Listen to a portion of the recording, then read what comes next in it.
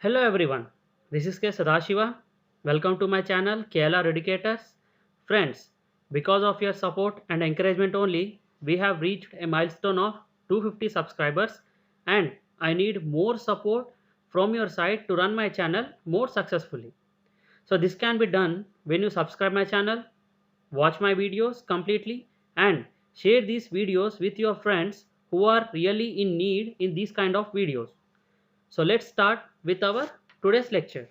So in the previous lecture, we discussed about the advent of French into India and rivalry between the French and British and how Britishers tried to capture monopoly by defeating all other Europeans who were present in India.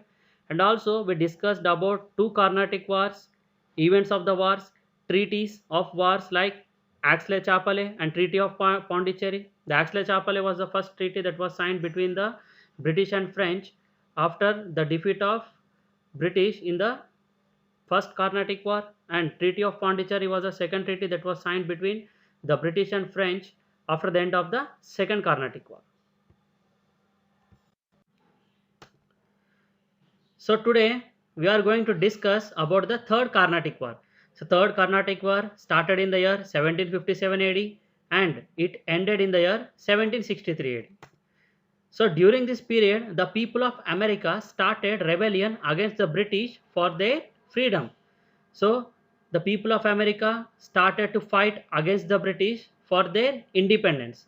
So finally in the year 1783 AD, the people of America successfully defeated the British army and Lord Cornwallis, who was leading the British army, surrendered himself in front of the American army, and later in the year 1784 he came to India as Governor General of Bengal and brought many reforms.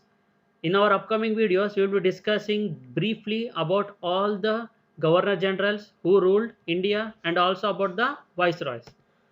So, in the year 1757 AD, Chandranagar port was seized by Lord Robert Clive. So, Robert Clive seized the Chandranagar port in the year 1757 AD. In reply to counter the attack of British, French governor at Pondicherry, the present day Puducherry, attacked Fort St. David, one of the most important forts of British. Now the French governor attacked the British possessions in Pondicherry and finally in the war of Vandy Wash, which happened in the year 1760 AD, the French were defeated in the hands of British. So finally in the year 1760 AD, in the Battle of Vandy Wash, you can see these French were defeated in the hands of British. So in the year 1760 AD, in the Battle of Vandivash, a town in Tamil Nadu, British defeated French, thus ending these Carnatic wars. So after their defeat, the French signed Treaty of Paris with British. This is the image of Third Carnatic War between French and British, in which the British are attacking the French and where the French were defeated in the hands of British. Now the French were confined to Pondicherry and all their possessions were made protectorate states. Means from now the Britishers will be handling all the possessions of the French. So no fortification was allowed, no standing army was allowed and all their foreign affairs will be done by British. So now the French are not allowed to build any forts, they are not allowed to make any army and all the foreign affairs belonging to French will be done by British. So finally these French surrendered themselves and now no one were there to challenge the British. See, now the French surrendered themselves in front of the British and finally Britishers had no one to challenge them in India, and so from now onwards they can carry out the trade easily without any interruptions. Reasons for French defeat. So what was the reasons for the defeat of French and why this French got defeated in the hands of the British? East India Company was an independent and private entity which got monopoly to trade from the British Crown. See, if you take East India Company, it was an independent and private entity. Means it is a private company which got permission from the British Crown to carry out the trade with India. Means the East India Company can independently take decisions. So whatever East India Company wants to do, it can do independently without any permission from the British Crown. For example, if East India Company wants to declare a war, it can declare independently. It doesn't need any kind of permission from the British Crown. They can declare wars, sign treaties without any permission from the British government. But if we consider the case of the French East India Company, it was state undertaking and hence cannot declare war without prior permission from the crown of French. Means whenever French wants to declare any kind of war, they have to get permission from their crown of French. Their directors were also appointed by the crown. So for example, imagine if there is a war between British and French today. So East India Company, they have permission to fight whenever they want, but French, they have to get permission from the crown of French. So this means that French were not allowed to fight independently whenever they want or to make any kind of treaties whenever they need. So this was a major difference between the British and French. The crown of French had lethargic and bureaucratic control over the company. Means if French East India Company wants to take any kind of decision, it has to depend on the decision that is taken by the crown of French. Means it can't do anything independently. For everything it has to depend on crown of French. So mainly French could not build strong navy like the British. So this was the main reason. See, whenever you are able to make a strong navy, then only you can sustain for a long period of time.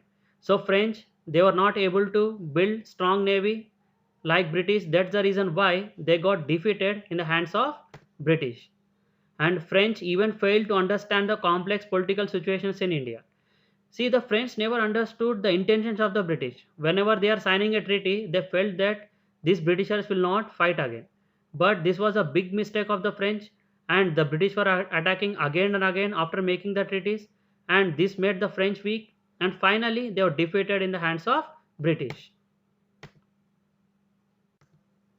British had important cities like Bombay, Calcutta, Madras, and they also had partial control over Bengal after Battle of Plassey in the year 1757 AD. See, the Britishers had three important port cities that are Bombay, Calcutta, and Madras, and also after this Battle of Plassey, the British had many acres of land in Bengal from which they are earning more and more money.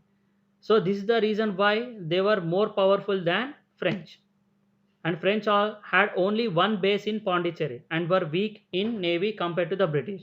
So here you can understand easily that the Britishers had three important port cities, whereas the French had only one port city.